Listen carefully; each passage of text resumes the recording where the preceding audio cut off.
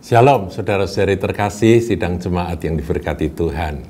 Saudaraku, kali ini kita akan belajar tentang nama Yod-Heh-Vav-Heh atau yang sering dilafalkan dengan Yahweh atau Yehova.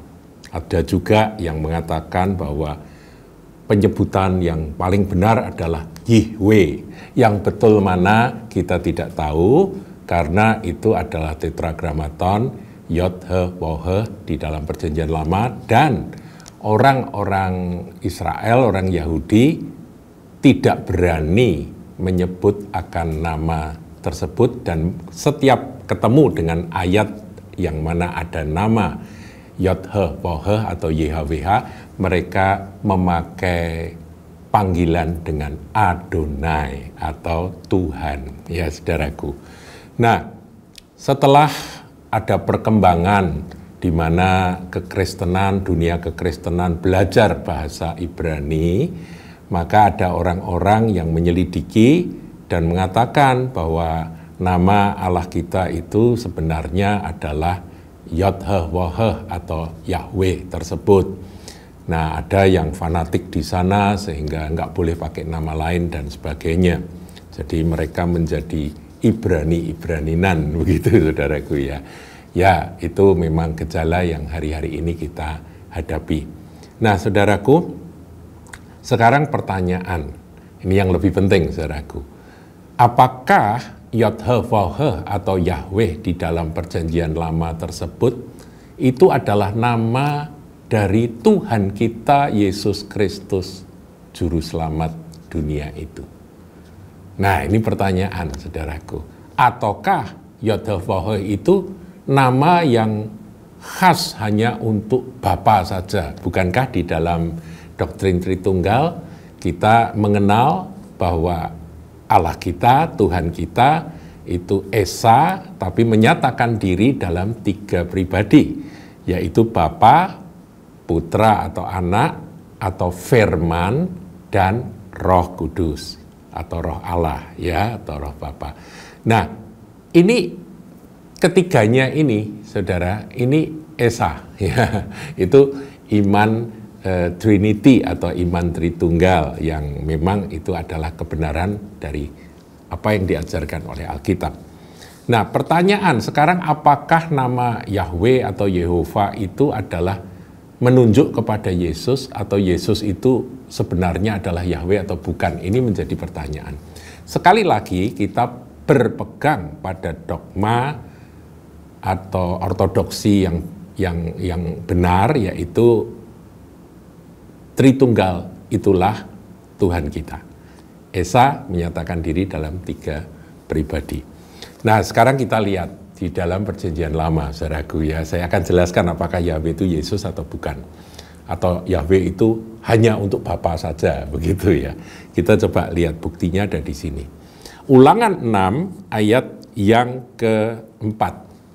Ini Shema Israel. Saya bacakan, dengarlah hai orang Israel, Tuhan itu Allah kita, Tuhan itu Esa. Tuhan itu Allah kita, Tuhan itu Esa. Nah, ini terjemahan dalam bahasa Indonesia, saudaraku ya. Dalam bahasa aslinya, Shema Israel, Adonai Eloheinu, Adonai Echad. Jadi dengarlah umat Israel bahwa Adonai itu adalah Elohim, Elohinu, dan Adonai itu Echad. Nah, Adonai di sini sebetulnya tulisan aslinya adalah Yod-Heh-Vav-Heh. Karena mereka nggak berani aja menyebut nama Tuhan dengan sembarangan, sehingga mereka memakai kata ganti Adonai atau Tuhan, Gusti. Nah, saudaraku, kita perlu sekarang, kalau misalnya kita kan bukan orang Yahudi ya, kita pakai kata aslinya. Dengarlah hai orang Israel, ya Tuhan itu yaitu Yahweh, itulah Elohim kita, Elohinu kita, dan Yahweh itu Esa, atau Yehova itu Esa, entah Yehova, entah Yahweh, saudaraku ya. Kita anggap aja Yahweh, saudaraku ya. Nah, berarti nama Yod-Heh-Vav-Heh atau Yahweh itu diperuntukkan untuk Allah yang Esa, Elohim yang Esa. Paham ya saudaraku ya? Nah, kata Esa, saya perlu sedikit menyimpang untuk pelajaran kita supaya lebih mantap lagi. Kata Esa itu dipakai kata Echad, ya kan? Tadi kan Elohenu Adonai Echad. Jadi Echad itu sebetulnya artinya memang Esa. Esa dalam arti satu, tetapi pengertiannya begini, saudaraku. Makanya kata Echad ini juga dipakai di dalam ayat Kejadian 2 ayat yang ke-24. Ini tentang Adam dan Hawa, ya, yang mana Tuhan menciptakan laki-laki dan perempuan, yaitu Adam dan Hawa, pada waktu dia menciptakan manusia pertama. Dikatakan di ayat 24, sebab itu seorang laki-laki, dalam hal ini Adam, akan meninggalkan ayahnya dan ibunya. Ini bicara dengan nanti keturunan Adam itu harus seperti itu, begitu ya. Seorang laki-laki akan meninggalkan ayahnya dan ibunya dan bersatu dengan istrinya. Ya, ini pernikahan, saudaraku ya. Ini adalah pesan yang sangat kuat untuk perkawinan dari anak-anak Tuhan. Sehingga keduanya menjadi satu daging.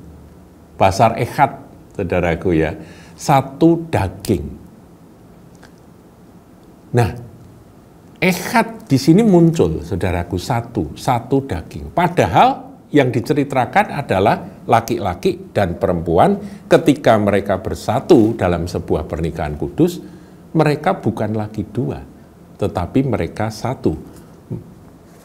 Itu kata firman Tuhan. Satu di sini dipakai kata Echad. Jadi Echad itu berbicara tentang kesatuan. Kesatuan yang dalam konteks ayat ini adalah suami dan istri yang disatukan oleh Tuhan, mereka satu adanya.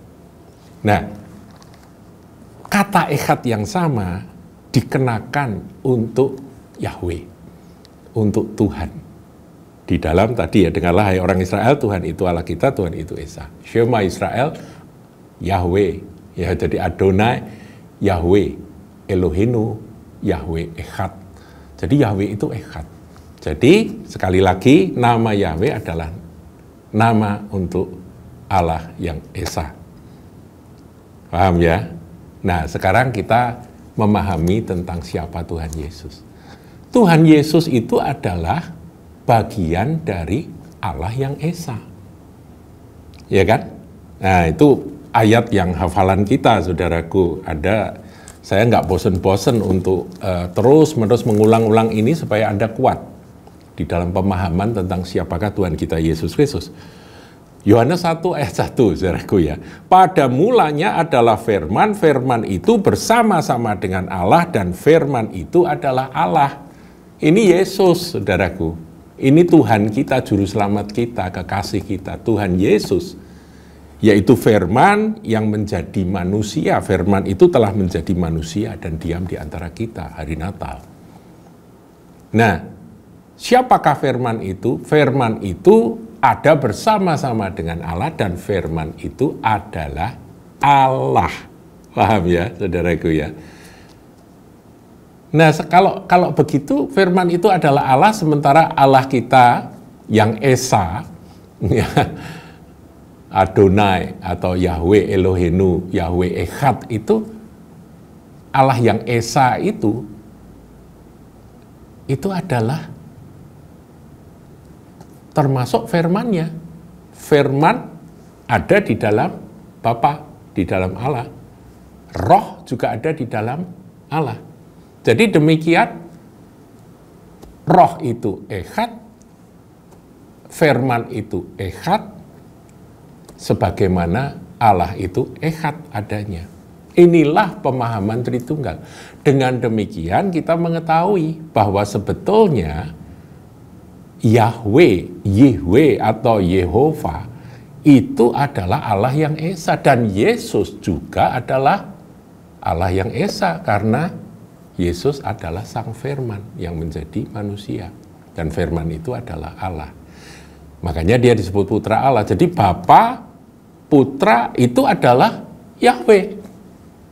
Pakai nama yang sama sebetulnya. Jadi nama Yahweh bisa dikenakan pada Bapa, bisa juga dikenakan pada Yesus, juga pada Roh Tuhan atau Roh Yahweh. Ruah Yahweh. Bisa, saudaraku. Nah, saya ingin ngajak saudara untuk melihat akan adanya satu perbantahan antara orang dengan Tuhan Yesus. Ini sudah ada dalam pengajaran-pengajaran saya, tapi ini kita akan ulang supaya disegarkan lagi. Saudaraku, di dalam Yohanes 8, ya orang Yahudi berbantah-bantah dengan Tuhan Yesus, mencecer Tuhan Yesus ya. Ayat yang ke-57 dikatakan, maka kata orang Yahudi itu kepadanya, umurmu belum sampai 50 tahun dan engkau telah melihat Abraham. Karena apa? Karena umur Tuhan Yesus memang baru 30 tahunan. Tetapi ayat 56, kalau saudara lihat, Abraham bapamu bersukacita bahwa ia akan melihat hariku dan ia telah melihatnya dan ia bersukacita. Begitu ya. Jadi orang Yahudi marah karena kamu ini kok nyinggung-nyinggung Abraham. Abraham itu sudah zaman lampau, kamu ini siapa? Kamu ini anak kemarin sore kan begitu. Kamu ini rabi yang baru aja muncul, umurmu 50 aja belum kok kamu telah melihat Abraham. Abraham itu zaman kuno, begitu kira-kira mereka mau nyampaikan demikian. Nah, ayat yang ke-58, perhatikan, ini penting saudaraku. Kata Yesus kepada mereka, aku berkata kepadamu, sesungguhnya sebelum Abraham jadi, aku telah ada. Nah, sebelum Abraham jadi, itu dalam bahasa aslinya, prin Abraham genestai, aku telah ada itu dipakai kata ego emi. Nah, saudaraku, ego emi ini adalah terambil dari ayat-ayat firman Tuhan, perjanjian lama yang diterjemahkan di dalam bahasa Yunani, Septuaginta, saudaraku.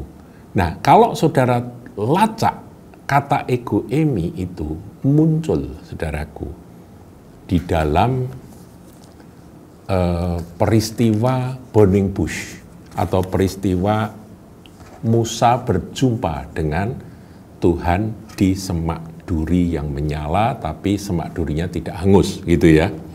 Nah, saya akan ringkaskan saja, saudaraku, di ayat yang ke-13, lalu Musa berkata kepada Allah, tetapi bila aku mendapatkan orang Israel, tapi ini kan di situ ada api, kemudian dari dalam api itu Tuhan berbicara. Di situ ditulis malaikat Tuhan. Malaikat Tuhan itu bukan pasukan surga, bukan. Malaikat Tuhan huruf besar di sini ini menunjuk kepada penampakan Putra Allah atau penampakan Tuhan kita Yesus Kristus di Perjanjian Lama.